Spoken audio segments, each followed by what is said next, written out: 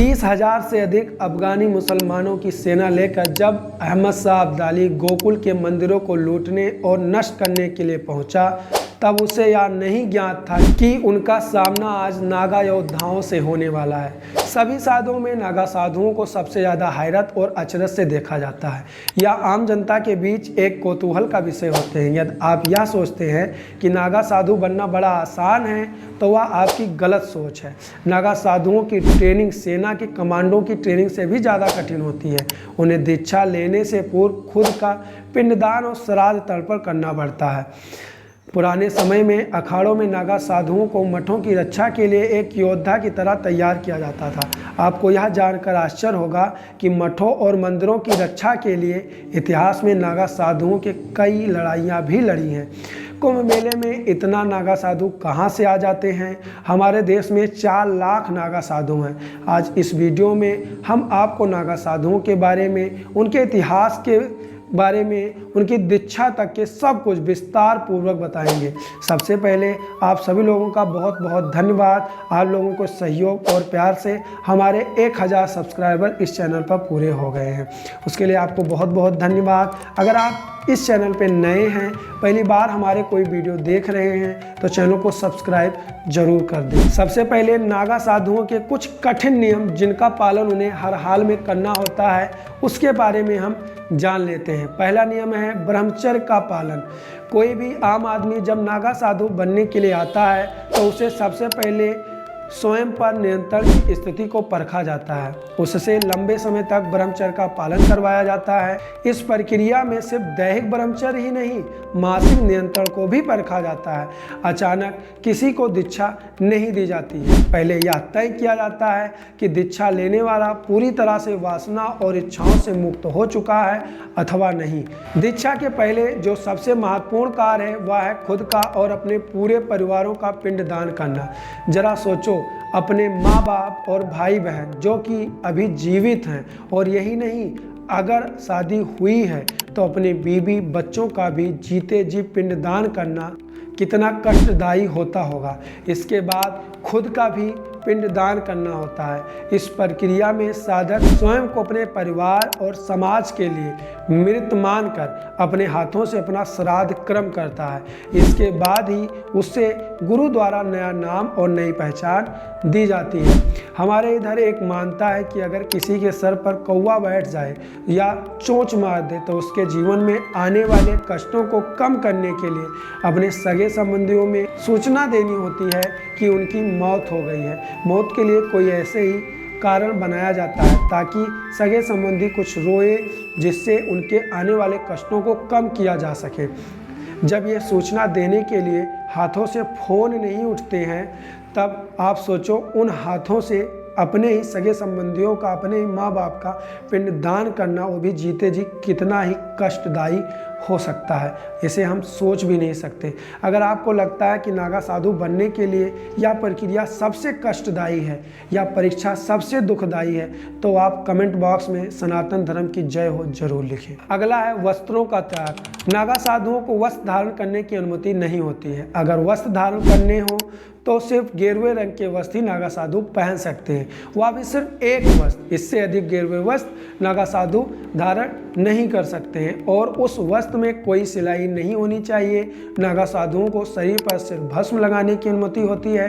भस्म का ही श्रृंगार किया जाता है। नागा साधुओं को विभूति और रुद्राक्ष धारण करना पड़ता है। नागा साधुओं को अपने सारे बालों का त्याग करना होता है। वह सिर पर शिखा भी नहीं रख सकता या फिर संपूर्ण जटा को धारण करना होता है।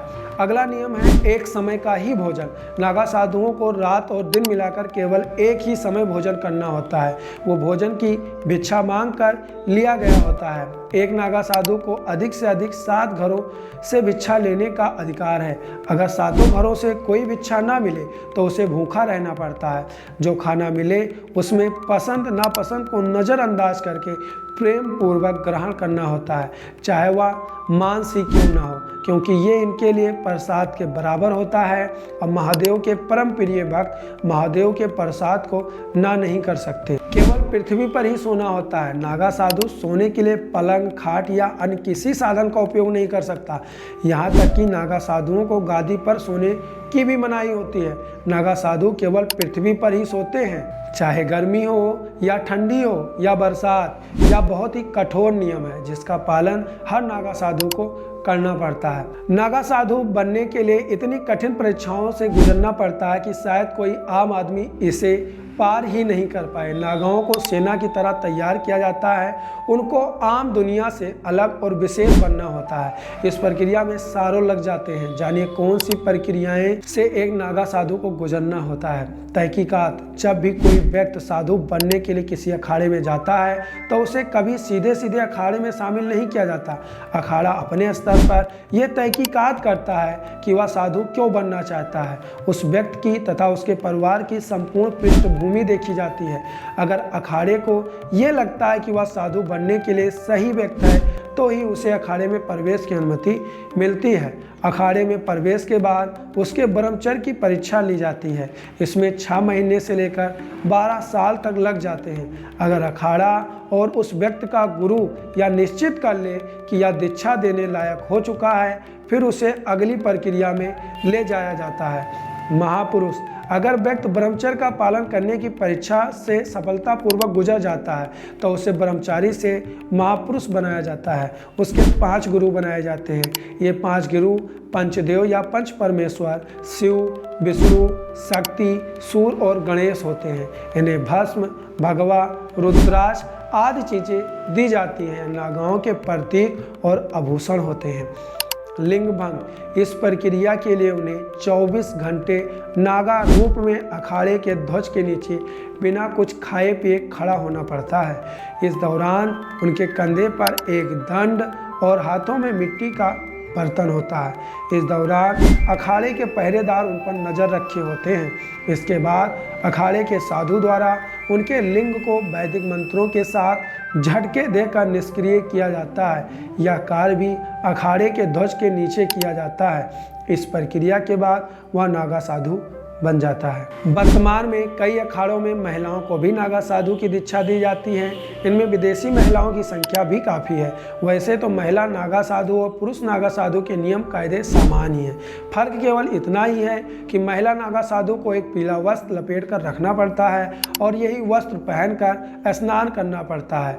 महिलाओं को नग्न स्नान की अनुमति नहीं है, यहाँ तक कि कुंभ मेले में भी नहीं। भारतीय सनातन धर्म के वर्तमान स्वरूप की नींव आदि गुरु शंकराचार्य ने रखी थी। शंकराचार्य जी का जन्म 8वीं शताब्दी के मध्य में हुआ था, जब भारतीय जनमानस की दशा और दिशा बहुत बेहतर नहीं थी।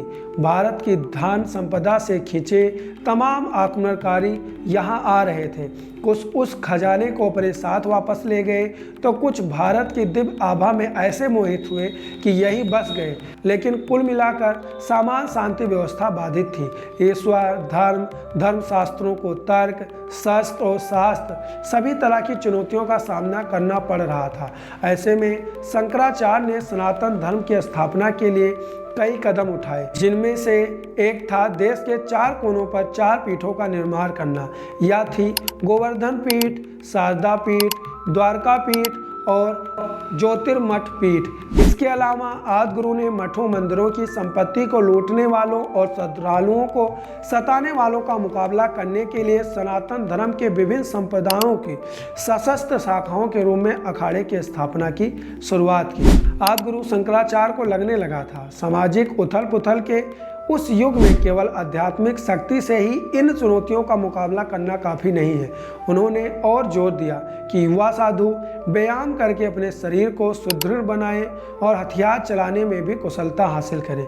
इसलिए ऐसे मठ बने जहां इस तरह के व्यायाम या शस्त्र संचालन का अभ्यास कराया जाता था। ऐसे मठों को अखाड़ा कहा जाने लगा। आम बोलचाल की भाषा में भी अखाड़े उन जगहों को कहा जाता है जहां पहलवान कसरत के दांव पेच सीखते हैं।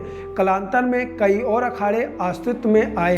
शंकराचार्य ने अखाड़ों को सुझाव दिया कि मठ मंदिरों और श्रद्धालुओं की रक्षा के लिए जरूरत पड़ने पर शक्ति का प्रयोग करें।